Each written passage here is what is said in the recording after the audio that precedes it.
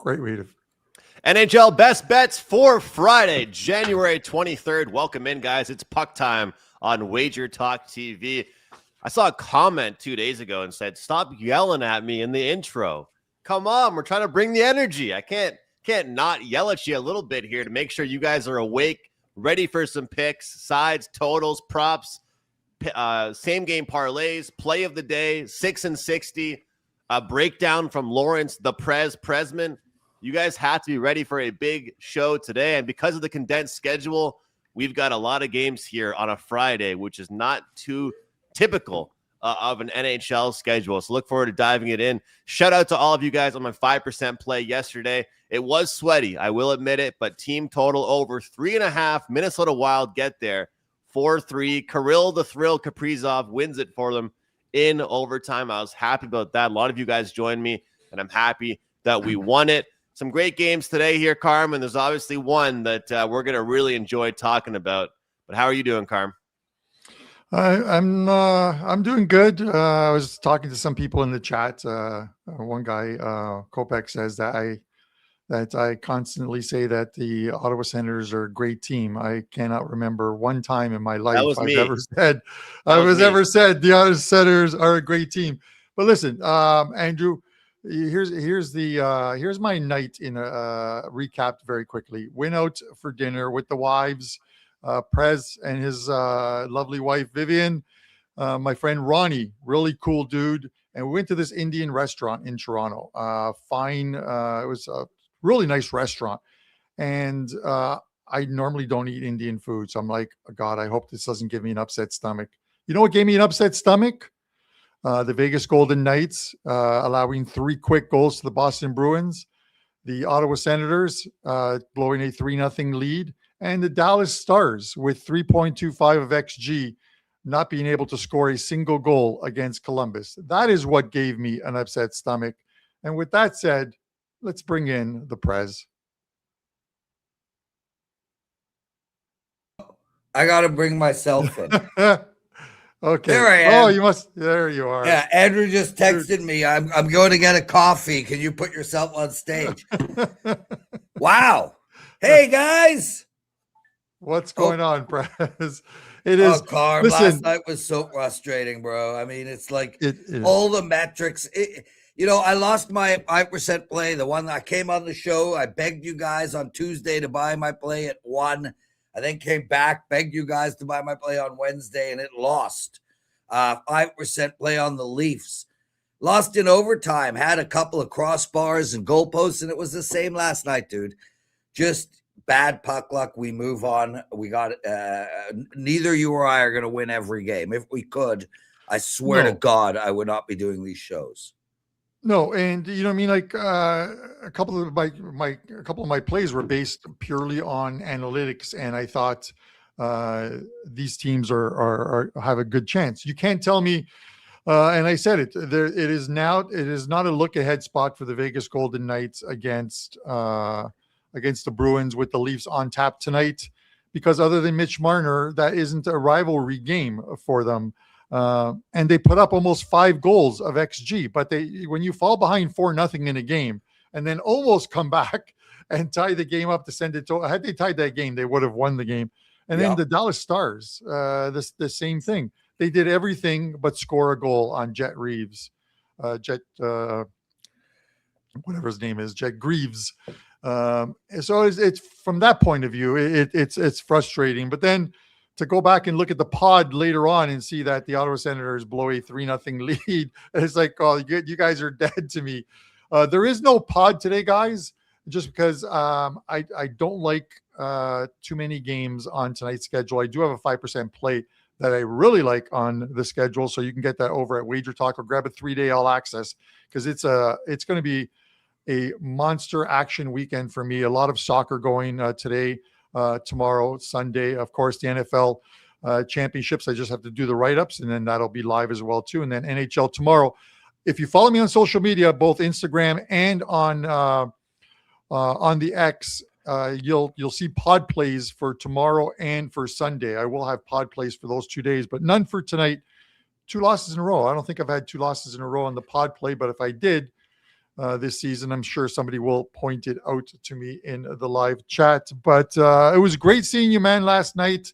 One guy said the last time you were on that my body language is bad towards you. That I'm like, this guy has not watched the show. He knows that Prez and I, outside of the show, like, I'll give you credit, Prez. I take way more shots at you when we're on the show than you do at me. You call me bald man, and that's pretty much it. Why is that taking a shot? Yes. Why is that a negative? You are bald. He can't control it, though. It's a part of him that he can't control. Yeah, but why is it negative? I think he looks amazing. You should. I've seen pictures with him having hair. He didn't look as good.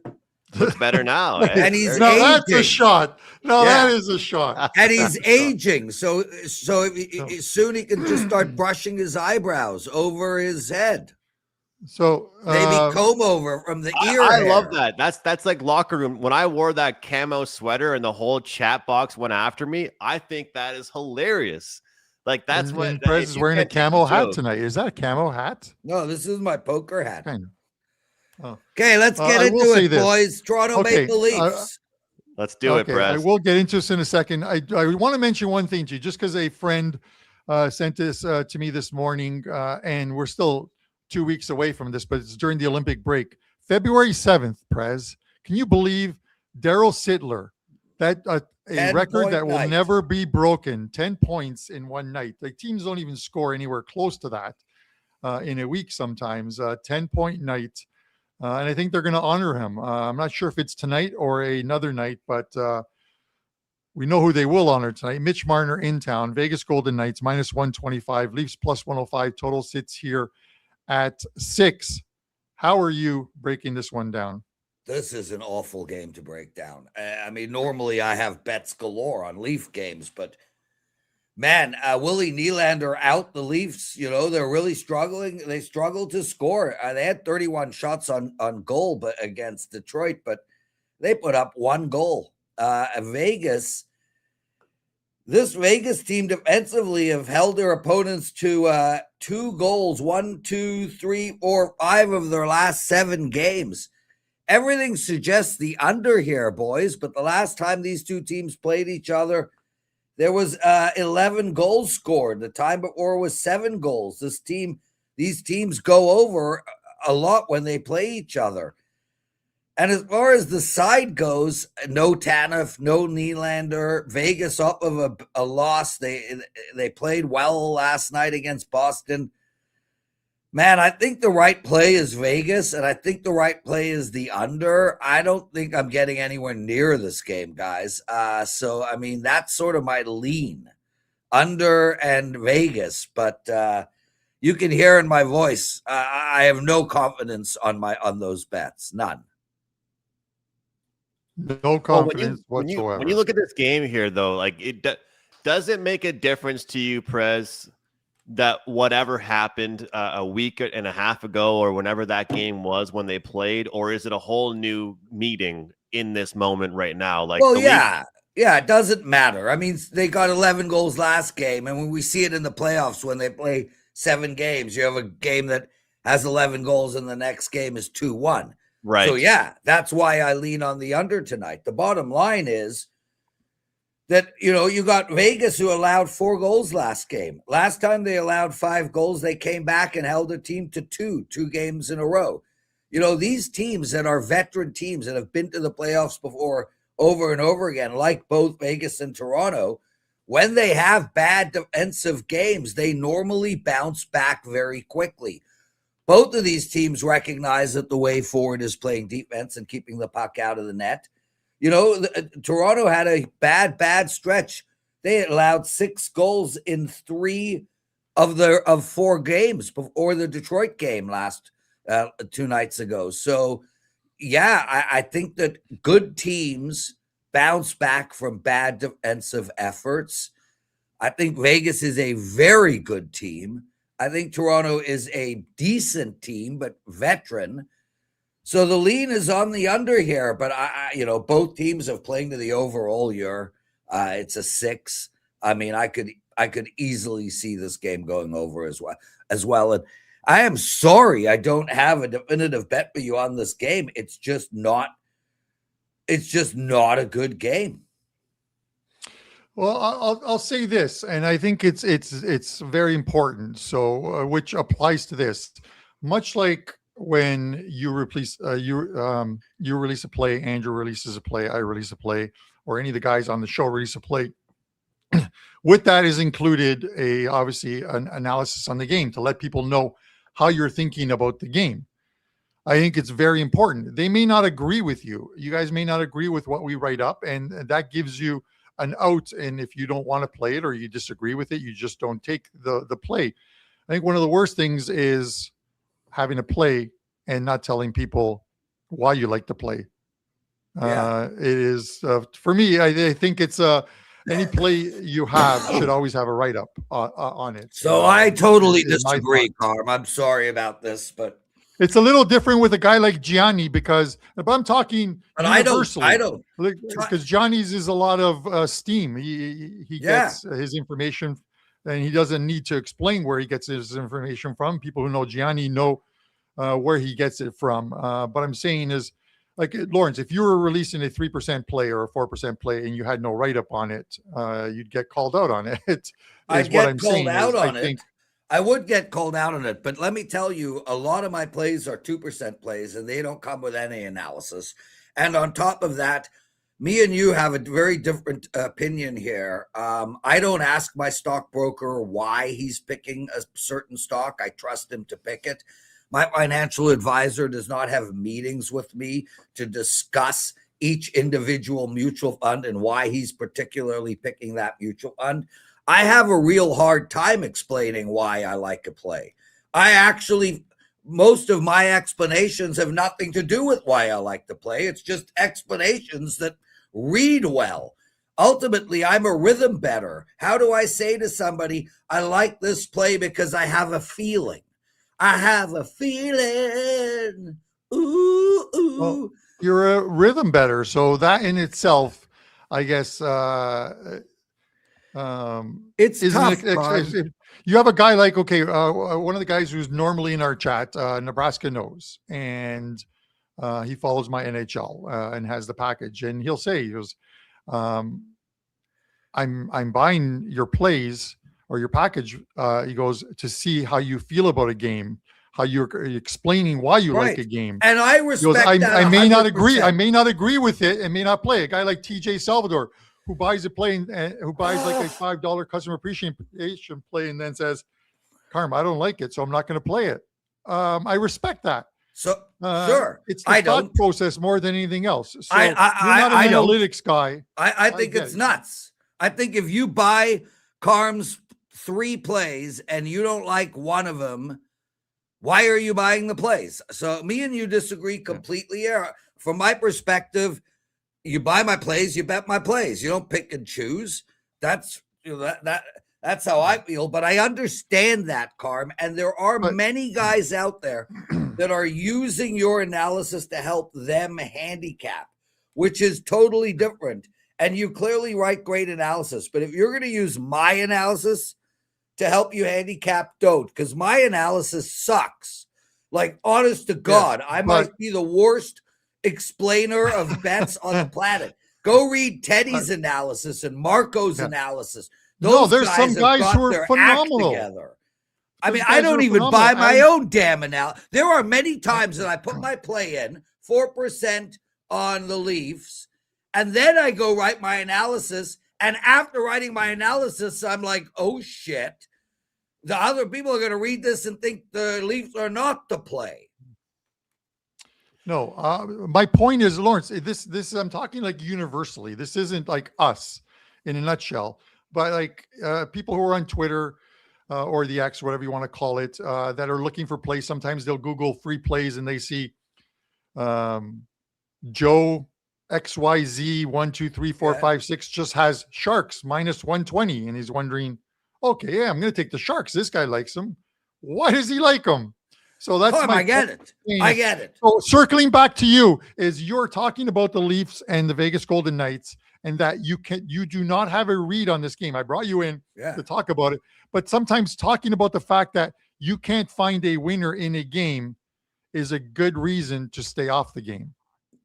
This is the point. I am staying off the game, but I can guess what your 5% is. We'll do that privately. Oh. Guys, I can't thank you enough. Mitch Marner hat trick. I can't thank you enough for having me on. What do you have to promote? What do you got to promote? I got a 4% NFL ATS bet. I'm on a 7-0 run in these 4% plays, and my NFL ATS bets are as good as it gets. I mean, I'm 16-6 on the season. 16-6 in NFL ATS bets, but I'm not going to over promote. Get out of here. I love you guys. I got a show to do. So great. I want to be on a lot next week because the week after I'm out. All right, Press. All right. Have a good weekend, man. Hey, stay warm. Stay warm. I heard. Don't worry about me, bro. You guys, man. Have a good one, everyone. Have a good weekend, Press. See you later. Andrew, I'm sorry, man. I had to bring in. He wasn't scheduled to be on the show today, but I had to bring in the Prez because I knew I could fire him up a little bit with the Vegas thing, the Toronto thing, because we talk about like the write-ups. So I wasn't referencing anybody other than like it's like sort of the universal thing in talking about the Prez, and that is, you know what I mean, like because he is a rhythm handicapper, and it works for him. Yeah, he'll message me 2 or 3 days in advance, and he's like, look at the setup for this game on Thursday, and I'm like, dude, it's Monday. He's like, yeah. He goes, but this and then it makes sense, right? And then you watch what happens in the first couple of days, and then true to form, what he says on Thursday actually ends up happening. So it is it's one of those things. I just think that we're all different. Mine is a mixture of soccer. Mine is, system based, but it's also what I see in watching a ton of soccer, and I watch a ton of hockey. So I want to specialize in the sports, and I'm not going to win them all, but I'm going to try to win as much as I can to try and make people money. So you're going to have off nights. I completely get it, but I wanted to have him on to fire him up a little bit. So, and when Andrew says get warm, I'm not sure about you guys who are in the northern part of the U.S., but we have a deep freeze coming. The polar vortex is coming. Andrew, right now they say it feels like minus 22 outside right now. It's going to be minus 40. And here's the weird thing, because I know we have a lot of guys south of the border who are like, well, you're talking Celsius. Do you know that minus 40 Celsius is also minus 40 Fahrenheit? Yes. It's once you get into the minuses, the temperatures are the same. It is going to be cold. After the show, I'm going to go and buy a generator just in case, because I feel like there's going to be a power outage, and I can just see it. Ice storms, power outage. I'm going to need some heat in the house, and maybe some Wi-Fi, keep my Wi-Fi going so I can watch some hockey. But for you guys north of the border, man, and south of the border, but north part of the U.S., stay warm, man. It's going to be a cold one. Yeah, Carm, I feel so bad for you. It's +2 right now. I might take Henry for a walk after this, and maybe I'll wear a sweatshirt. Who knows? But it might get a little cold here this weekend, -5. Everybody thinks that I live in the Arctic, but hey, apparently you're getting it like crazy. Are you getting snow or just cold weather? Just cold weather. It is. You go outside, and I might actually film a video later on this evening where, like those ones where they throw a pot of water and it crystallizes before it hits the ground. That is how good. Dude, I'm not leaving the house. I was supposed to meet my friends to watch football on Sunday. I'm not going anywhere, man. I'm wearing not one, but 2 pairs of pajamas. I'm going to put my Buffalo Sabres pajamas on because they did beat the Montreal Canadiens last night. I know. That's the elephant in the room. That's the elephant in the room. The elephant in the room. At least Sabres. I said the under. At least I did say under 6.5. Nobody believed me, but the under meant the Habs weren't going to come back, unfortunately. Yeah. And you didn't even respond to my tweet. You didn't even respond to my tweet at you either. Oh, because I was eating Indian food and at a restaurant, a nice restaurant, and Prez puts his phone on the Columbus-Dallas game. What? on the phone. He's watching it live. And then he yells out too. And I'm like, dude. And then the women at the table gave him hell for, and he kind of calmed down. But I can anyways, imagine. Andrew, All right, we so got to move on. People are just- here to not to hear about frozen weather and what Yes. Carm had at an Indian Any games restaurant last today? night. Antonio Yeah. says. So look, Toronto Exactly. and Vegas. Prez didn't have much on that game here. It is a rapid revenge spot, so to speak. And people were laughing yesterday because we were talking about this team and they weren't even playing yesterday. So yes, it's a big deal. We were talking about it. 11 goals in that game, but 4 of those goals took place in the third period, 5 if we include overtime. So I do get what Prez was saying about the under in that one. And we very well could see both home teams winning. But here's the thing that I find interesting is that the Maple Leafs were the better team throughout that entire game. They were up 3-1 after the first period. And then it was 4-2 after the second period. And Vegas came back in a big way in the third period. How much does that really affect how we feel about this game here today?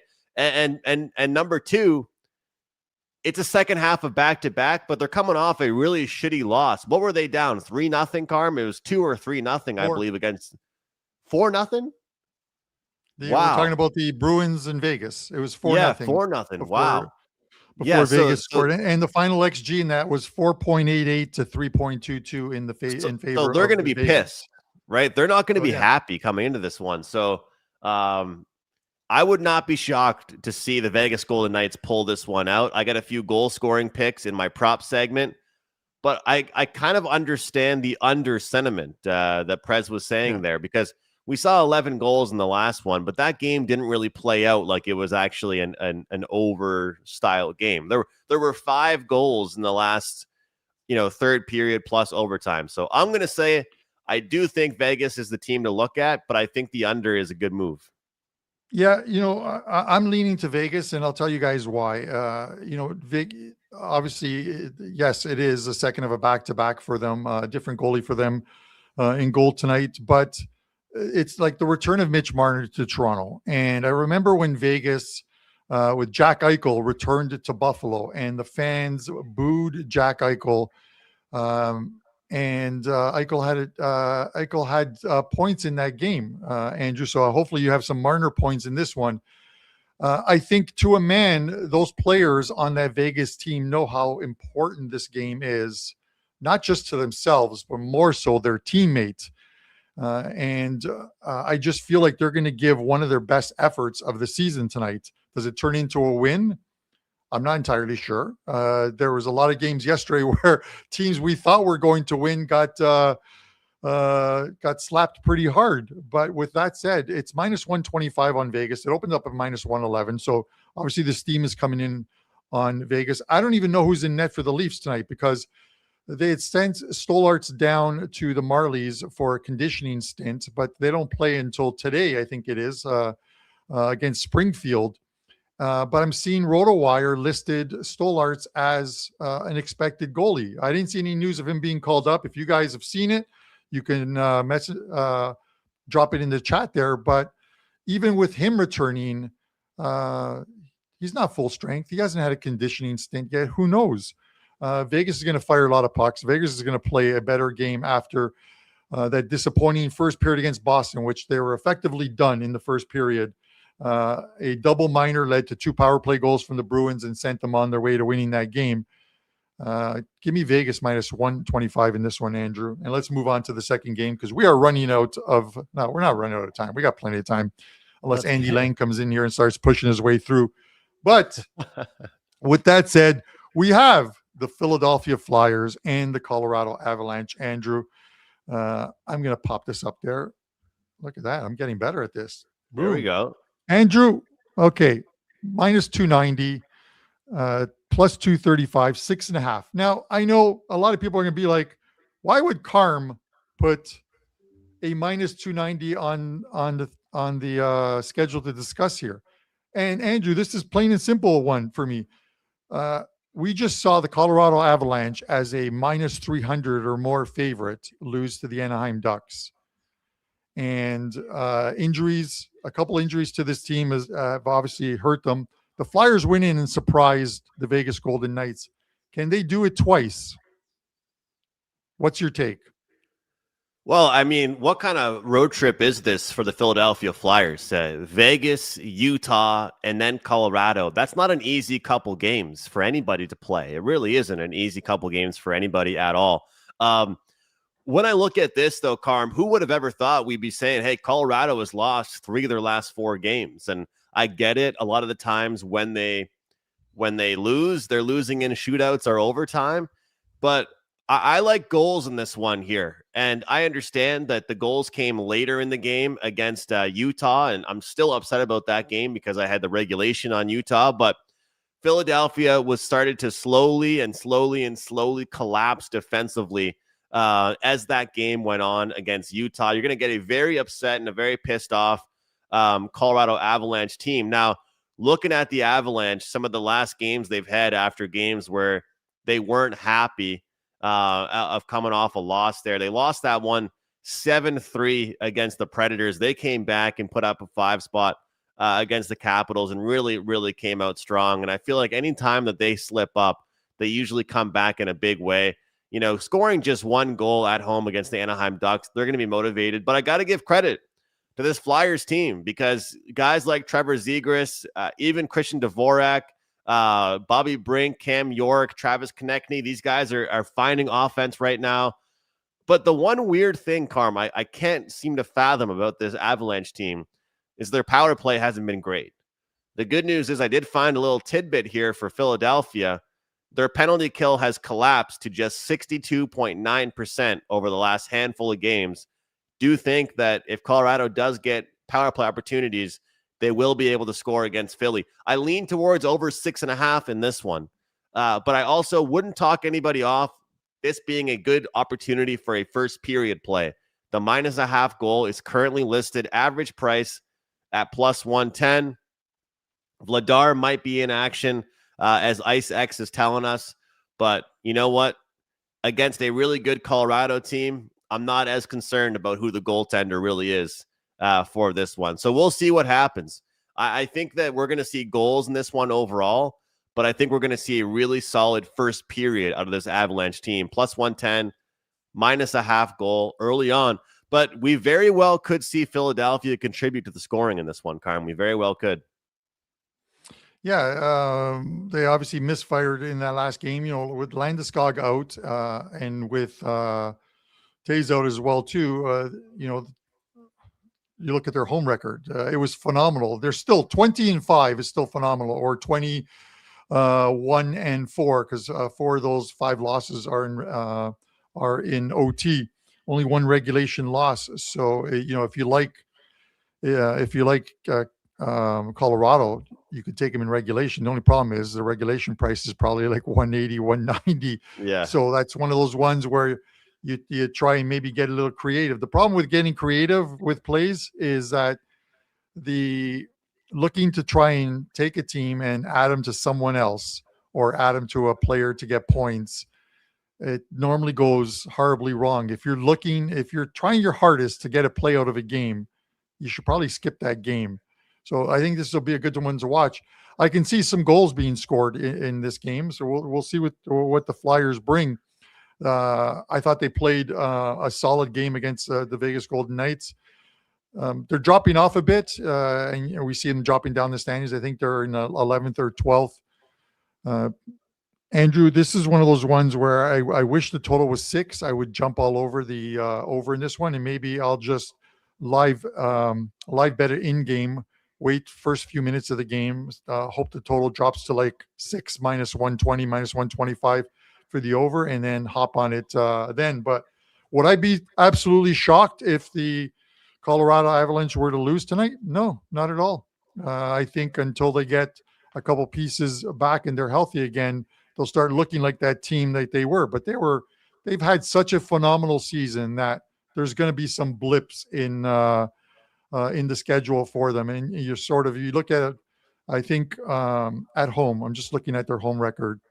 Andrew, 3 of their last 4 games, they've lost on home ice. They beat the Washington Capitals, but they lose to Nashville Predators 7-3. Are the Preds any better than the Philadelphia Flyers are this season? They're probably pretty much in that same wheelhouse. They lose to the Maple Leafs in OT 4-3, and they lose to Anaheim Ducks. So it is not as if they were losing to the Vegas Golden Knights, the Dallas Stars, the Minnesota Wild, some teams that play great defense and can score some goals. Yeah. So, with that said, I'm leaning more to the over in this one. You look at the last few visits that the Flyers have been here. It was 2-0 last season, but 5-2 for the Flyers their previous visit to Colorado to face the Avalanche. 5-2, and they got the win. And you can't tell me that the Flyers were a better team 2 years ago than the Colorado Avalanche were. Right. So I like this comment from TJ here. We talk about Freaky Fridays. Can Vladar save 400 shots like Duswall did? I mean, that is true. At the end of the day, Duswall did play very, very well. I actually have not heard that nickname before. So that's actually a pretty good nickname. But it's true.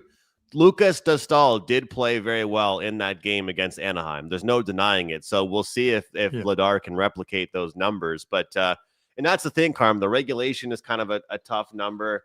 And I know we say Freaky Friday, but man, yesterday was kind of Freaky Thursday, wasn't it? I mean, Oilers go down, Hurricanes go down. Some big favorites went down a little bit last night. So we'll see.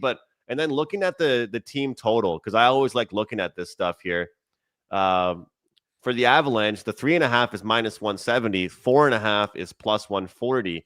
Philadelphia over 2.5 goals is +105. Because in order to get there, we have to get there somehow, guys. And so realistically, if you're playing the over 6.5, you probably are going to need Philadelphia to give you 2 or 3 at least, right? And if not, then you're better off just taking Colorado over 3.5 or 4.5. I'm not a huge puck line guy, but you could be able to take some value with them as well. But that's why I'll look towards the first period. Perlo says he's betting -0.5 goal in the second period for Colorado, which is kind of an interesting bet there as well. Yeah, it's going to be an interesting game.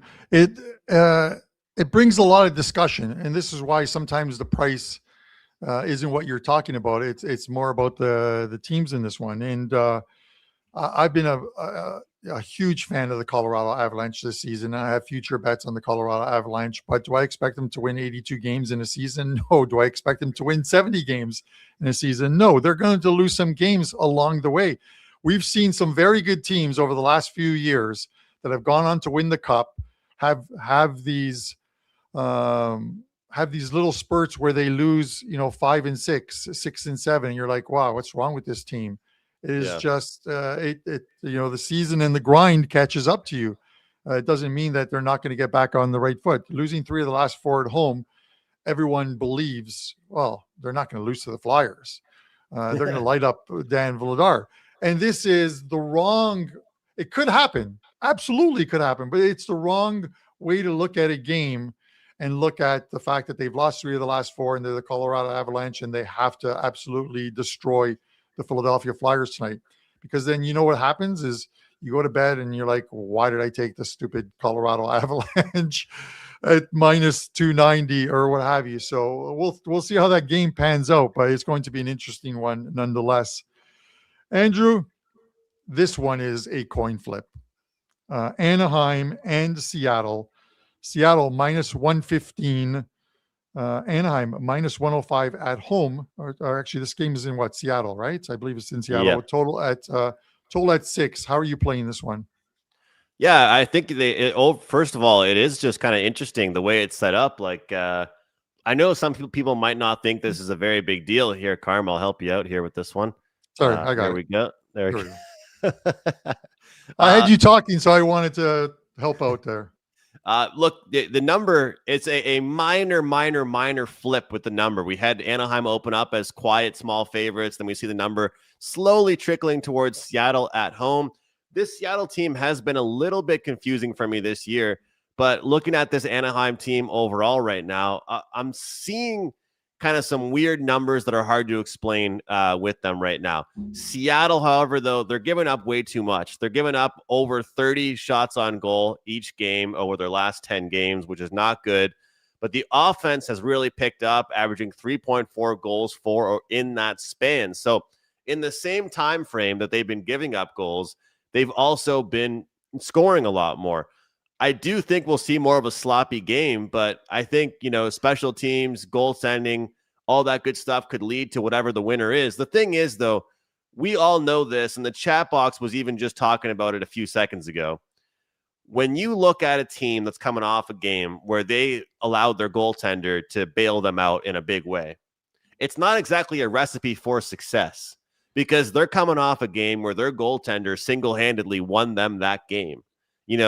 We can give credit to Anaheim, but as the chat box was just saying, Colorado probably would have had better fate if Lucas Dustall, who apparently now has this awesome nickname of Dust Wall, stood on his head for them. So Seattle's offensive metrics have actually improved. They've gotten better. And seeing them as this favorite seems a bit weird to me. And at home, I'm willing to take this weird number. So I'm not sure if I'm playing this, but if I was to play it, I would actually lean towards the minus 115 on the Kraken. Okay. I get it. It's a weird game, though. I don't know if I'll bet it. I get it. It's just, and it's no disrespect to the Kraken. I never want to disrespect any teams. So it might sound like I am when I'm talking about teams and not making the playoffs or what have you. But you look at this one, and I think that was just such a big win for the Ducks to go in, and they needed their goalie. Absolutely. Sometimes it's going to be, you're going to need your first 2 or 3 lines to get you 5 goals because your goalie doesn't play well.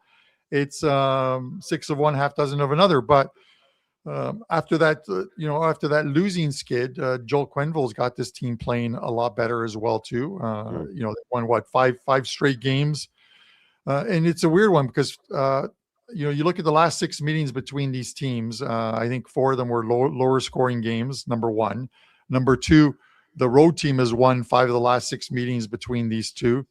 So can Anaheim go into Seattle and get the win? Certainly they can.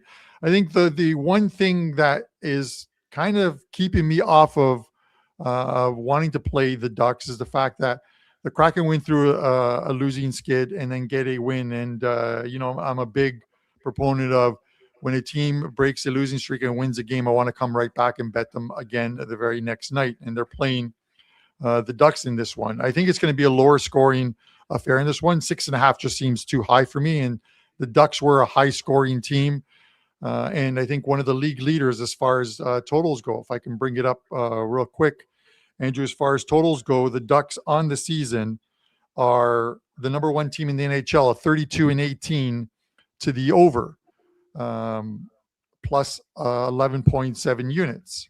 So great on them. But if you look at the Anaheim Ducks, they're, with that record, they're only in 6-4 their last 10 games. Yeah. So to the over. So there's been a drop off, and that's 6-4 on the road as well too, the last 10 games. So the scoring is drying up maybe a little bit, but also they're getting good goaltending. So with that said, 3-1 result. What's the 3-1 result for either team tonight? That's what I'm going to look on. I don't know if you can find. I want the exact score number for this game. 3-1 for either team. It's got to be about 20-1 either way. Let's have a look to see if I can find it for you guys. 28-1 and 25-1. Boom! Pizza slices. 3-1. There we go. And this is an interesting one here. Chuck Pod says this. Losing one. And we talk about this on the show a lot here, Carm. The number opened up small favorites for the Ducks. Then it moved to minus 115 for the Kraken. And this comment tells us what we kind of need to know a little bit on Freaky Friday. Ducks have won 5 straight. Kraken have lost 4 of the last 5. So what's the deal here? Why are they not minus 150? Like that's kind of how you look at some of these games, right? And you kind of think to yourself, okay, this Ducks team, they beat the Kings, they beat the Rangers, they beat the Avalanche. Why are they not minus 140? Why are they underdogs right now at most sports books?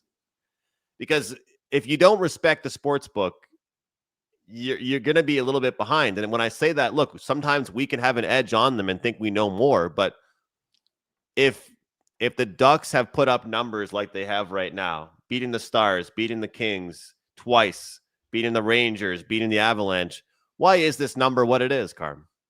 Yeah. This is the thing, Andrew. It is these teams play close ones. You look at some of the score lines, and there are a lot of I think a few 3-1 score lines in those games, and without actually looking at the box scores of those games, I'm going to guess that at least a couple of them were empty netters at the end of the day. So it's a tight one. It's a good game. You know what I mean? Yeah.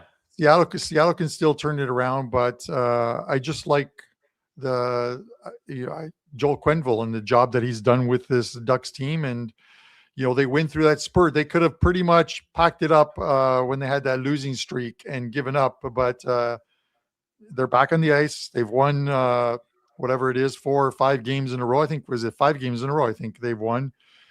They're making their push. They're making their push this year. I was surprised at the beginning of the year when a few of the hockey analysts on the sports shows were calling for the Anaheim Ducks to make the playoffs. I'm like, what are you guys seeing that I'm not? Well, I guess they saw something. They're playing well, and a new coach can do that to you. We've seen it in Columbus. Columbus has won 4 of the last 5 games with Rick Bowness as coach. So sometimes that new coaching bounce, and Quenneville's done a good job with them. So we'll see what happens. Maybe foreshadowing it. Maybe I foreshadowed a pick on the Ducks tonight, because last night at the restaurant I did have duck breast with blueberry puree on it. So you're going against the Ducks last night. You were betting against them. I was eating duck last night. So with that said, may the duck be with you. Andrew, give us some player props and a same game parlay. All right, guys. We hit a couple of them yesterday, especially that Dorofeyev one. I don't see a reason why we don't go back to it again with him. But let's take a look at a couple here. Tom Wilson, goal in 3 of his last 5 games, plus 200. Dorofeyev, goal in 3 of his last 5 games, plus 210. Head-to-head matchups. Thomas Hertl, 2 of his last 3 games versus Toronto, plus 230. Ryan Donato, 2 of his last 3 games against Tampa, plus 475. Mika Zibanejad, 2 of his last 3 games versus San Jose, plus 190. Jake Gensel, 2 of his last 3 games versus the Blackhawks, plus 150. And Frank Nazar, plus 425 on a hot streak against the Tampa Bay Lightning. So a couple in that Tampa Bay game. Frank Nazar, plus 425. Ryan Donato, plus 475. You sprinkle on both those and you cash one of them, you make some pretty good money. Jake Gensel against those Hawks at plus 150. A lot of good bets worth making. And of course, the last time we put one out on this game, we cashed tickets. So I got a same game parlay in the exact same game here. Look at this one, Carm. This is probably the best looking one I've made yet here. And when I say me, it definitely wasn't me that made this, but we've got Marner to get an assist. We've got Matthews to get 3 shots on goal. Dorofeyev to get 3 shots on goal. And I decided to say, screw it. We're throwing an anytime goal scorer on here once again. This guy, one of the more underrated goal scorers in the league. He scored last night, cashed a ticket for us. We'll try and do it again here tonight for him. 3 shots on goal, anytime goal, Austin Matthews and Mitch Marner assist. This all takes us to plus 470. And as always, I encourage you guys to solo bet these as well. Find your way in.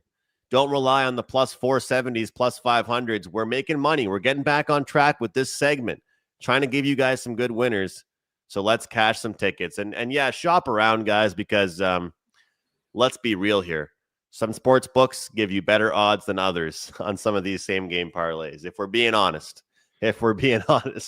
let's make some money, guys. Love this parlay though. And especially that Dorofeyev anytime goal scorer prop. But Carm, we're giving out plus 425s, plus 475s, goal scorers. It's Freaky Friday. Let's make some money. Andrew, the funniest thing is, because you use the word honest, is when I'm out with friends or when I hear the phrase and someone says to me, we're having a conversation and they're like, let me be honest with you. And I'm like, Well, what were you for the last 45 minutes that we were talking? Were you dishonest? But Yeah. everyone sort of prefaces what they're about to say with, let me be honest. And it's just I would hope the whole conversation we've had was an honest one. But I wish you the best of luck in that one, 470. I'm going to be watching the Leafs game tonight, even though that is not my 5% play tonight. But please head over to WagerTalk. I'm not going to do the begging thing. If you want to play, it's over at WagerTalk. You'll find it at wt.buzz/CB, and you can get my play. Don Buster also has a 5% play up as well, too, in NHL action tonight. I don't know what it is.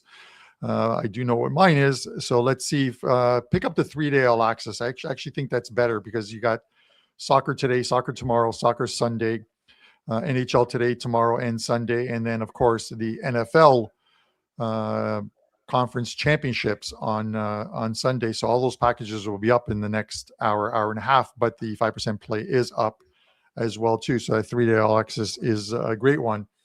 With that said, guys, Andrew, you saw my graphic. I'm going to try and do the 6 and 60 in only 50 seconds. Yes, I am hopped up on sugar from my tea, from David's tea, and I am going to try and nail this one in 50 seconds or less, because at the end of the day, it's only the plays that matter and not what I say that goes along with them. But with that said, Andrew, you can start the clock on your end. And this is your 6 and 60. Islanders and Sabres. Islanders home off a road trip. Sabres 17-3-1 their last 21 games. Give me the Sabres money line. Ottawa and Carolina. Sens choked away a 3-0 lead yesterday. And now 3-7 their last 10. Give me the Canes money line. Columbus and Tampa Bay. Second of a back-to-back for Tampa Bay, but they're averaging 3.54 goals scored per game. Give me the over in this one. Winnipeg and Detroit. Gibson 16-2 his last 18 games, allowing just over 2 goals per game. Give me the under. St. Louis and LA Kings. Give me the Kings. They're a better team on the road, and this is the second of a back-to-back for the Blues. Edmonton and Washington. Oilers money line. Oilers embarrassed last night. Caps 2-9 their last 11 games on the road. That is your 6 and 60. Well done, Carm. 6 and 54, I think. So not bad, not bad with that one. I like those plays, and we got a pretty good Saturday slate coming up here. And when I say pretty good, I know it's always a big one, but I like the slate. And I'll tell you, it's been difficult for me because I've been doing 1 pick a day, maybe 2. I'm riding a streak, but looking at those plays you have, man, I like a lot of those plays. Andrew, there's so many interesting ones on that one, but you have the Islanders returning home, and listen, Sorokin's playing phenomenal, but it's just the Sabres in a spot in which I thought they were likely going to lose yesterday, even though I egged you on the whole show about it, and they get a win. They just didn't give up, and 17-3-1. Is a phenomenal record. It's the hottest team in the NHL. Ottawa blowing a 3-0 lead in Nashville. I just have no confidence in this team whatsoever or their goaltending. You look at the Columbus Tampa Bay one. It's a back-to-back for Tampa, but they're scoring goals. So we'll see. A 3.5 goals per game average is very good in the NHL. The one that is unbelievable is like Winnipeg and Detroit. If it's John Gibson starting, guys, listen to these numbers for John Gibson, because I think it's important to mention these. Over the last 18 games, he's 16-2. He's allowed 2.05 goals per game. Andrew, he is 11-3 against the Western Conference with a 2.19 goals against average, 918 save percentage, and 2 shutouts. This month, January, he's 7-1, 186 goals against average. Last month, he was 9-1 with a 221 goals against average. He started the season off for Detroit in October and November, going 4-7. Since then, the guy is 16-2 and playing phenomenal. And he did beat this Winnipeg team when they played in Detroit, beating the Winnipeg 2-1. So, yeah, man, give me Detroit. Give me the under in that game. I can totally see it happening. Kings, much better team on the road than they are at home. I don't get it, but they seem to be doing it. Doesn't make sense. Doesn't make sense. And the Oilers allowed the updates were coming on my phone quietly yesterday at dinner, but Prez was like, well, come on, at least let Edmonton come in for me. And I'm like, I keep seeing it flash, flash, flash. I'm like, there is no way that Pittsburgh scored 3 goals this quickly. I look and they scored 3 goals in 35 seconds against Tristan Jarry, their former goalie. Yeah. Guys, who scores 3 goals in 35 seconds in the first period of a game and Jarry stays in net? They didn't pull him. I don't get it. I feel like it's like an ego thing. Like, why? I think it's better for people to not put the goalie that used to play for them against their old team, because the last time they played, Stuart Skinner lost, right? The Oilers won, and now this time Tristan Jarry loses. Like, it's just, to me, not a good idea to play against your former team. You know how many times they shot on those goalies in practice? How many goals they scored on them in warm-up and practice, at the practice facility? Like, I just don't think it's a good idea. Like, when you see a pitcher in MLB play against a former team, usually it doesn't go well for them because they know their tendencies. They know their pitches. Like, it's just, to me, a little bit, you don't really want to look at that. But I'm looking forward to some bounce backs tomorrow, some good gains. But 7-1 run for me, man. I'm going to take it. I wish it was 7-0, but it's a 7-1 run. And yesterday, team total plus 110. Plus 20 units the last 7 days. We're rolling. We're picking it up. And Carmine is joining me on the every game on the board video. Obviously, he's already done his prep. He's already locked and loaded for a lot of thoughts and opinions for the Saturday slate. Carm will join me. You guys can get that video tonight. Think about 10 p.m., 11 p.m. Eastern time. We'll have that ready to go. A lot of you guys have shown up. You guys have watched the pre-scout overnight video. But guys, do me a favor. Check that video out. Hit the like button. I want to keep the pre-scout going. And you guys have loved those every game on the board videos. So check it out tonight or tomorrow morning. We're going to touch on every single game for the Saturday slate. Bruce, the play was Minnesota over 3.5 goals. So I got one play, one and done tonight, guys. One play, one and done in the NHL. It's a 4% best bet. We're going for 8-1. And hopefully we can keep it going here with this play. I love this analytical play. It's more of a numbers play here, Carm, but hopefully we can keep it going. What do you have going here today? 2 plays up in soccer today. They're both 4% best bets, so hope to cash those ones. And then, of course, the NHL 5% play up for tonight. So you're going to get 3 plays right off the bat if you get that 3-day all access. And excuse me. And then I've already started loading my plays for Saturday as well, too. The NHL lines come out in about another hour and a half, the openers. So I'll start posting my NHL card as well, too. And then the conference championships, the NFL play on both games along with a couple of prop bets. So if you pick up that that 3-day all access or go 7 days, do whatever you want to do. I think the 3-day is a great deal because it gets you all the plays through Sunday as well too. So let's see if we can kick it off with an awesome day on Friday. As I mentioned, one of our regular guests, Don Buster, also has a play up over on his page, wt.buzz/DB. Guys, hit that like button on your way out. We wish you guys the best of luck this whole weekend. And for those of you that are going to be experiencing this polar vortex, stay warm, guys. We'll see you next week.